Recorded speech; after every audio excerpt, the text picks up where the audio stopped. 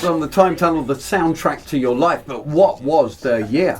Martin was on his own and they put me with Martin, and that was September the 11th, 2000. And it became Martin and Sue, and at that time, the morning crew, because there was a few of us. It had that kind of zoo feeling about it. I never really wanted a co-host, but it allowed me to be lazier, so that appealed to my lazy nature. And she came with the most infectious laugh, which was a love or hate thing, really.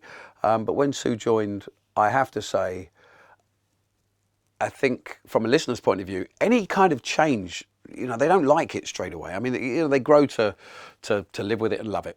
But at first, it was, oh dear, what's she doing there? I didn't really mind, because it gave me somebody to bounce off. And to be honest, radio broadcasting solo can be a very lonely affair, despite the fact that you hope that there are people at the other end of this thing. But it can be quite lonely. So when you've got somebody to bounce off, and the thing that I found with Sue over the years is that I could literally throw anything at Sue and she'll have something to say about it. So, you know, from that point of view, you couldn't have asked for a better host. And the fact that she laughed so easily made me appear a heck of a lot funnier than I actually am. He wasn't overly keen on the fact that somebody was being thrust into his show. It was changed its name and it had new jingles and all that kind of stuff. So I think he was more bothered about it than I was. It was quite tricky. He was quite difficult to work with.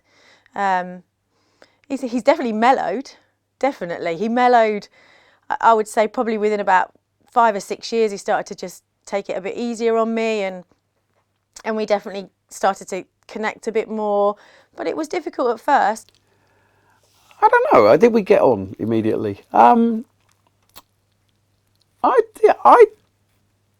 If she tells you no, then I think she's just being a girl. I didn't have a problem with her really at all. We did do the show from underwater. Well, I did. Sue managed to stay in the dry and warm. Just the challenge was set, and Martin took it on. I couldn't have done it. I could not have done the whole underwater thing for that long. I did the show from a very deep movie set underwater. Broke the world record, actually, but the radio station were too tight to actually pay the Guinness Book of Records people to make it an official record. However, not to be overly bitter about that now, the record has since been broken, so we don't have to worry about that. 2008, when we were suspended, I had decided to take a few days off.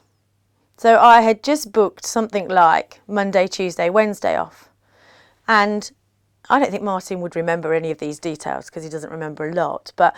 And I'd said to my boss, oh, I want to take a few days off. And our boss was Australian at the time, and he had experienced this kind of stunt in Australia. It did cause a bit of an uproar, actually. The listeners, I didn't really think at the time that people really cared as much as they did.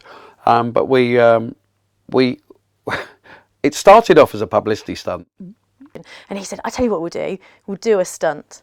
And that's exactly what it was. It was just, I took some time off. He gave Martin some time off. We had the same days off, and we got suspended. There was also an incident where Martin said something rude about Boy Scouts. Boy Scouts were given condoms at scout camp, and I happened to say, well, you know, they should be prepared, as of course was the scout slogan. And I said, dib, dib, dib, dob, dob, dob, don't be silly, roll one on you. And we didn't say anything else other than that. That was it. Anyway, somebody did take offence to that and actually sent in a complaint letter or a call or something like that anyway. And the boss was really outraged at that and actually said, if we hadn't already been doing this particular stunt at the time, you would have been taken off the air for that. So we decided to take that as our reason for being off the air. In a kind of warped, bizarre way, I'll be really sad. He's really funny, but he's an arse. She's ballsy like that. She's very brave. If you ask her to be brave and do something that's outside of her comfort zone, she will do it if there's, you know, a good reason for it. I am dreading waking up on the 3rd of June and not having a purpose and not being with these guys. I'm really sad about that. And I don't cry very often, but I am genuinely, I'm not worried, I'm just sad, I think. Just really sad. And I don't want it to end. It's been the best job in the world. What am I going to do? I don't know. I genuinely don't know.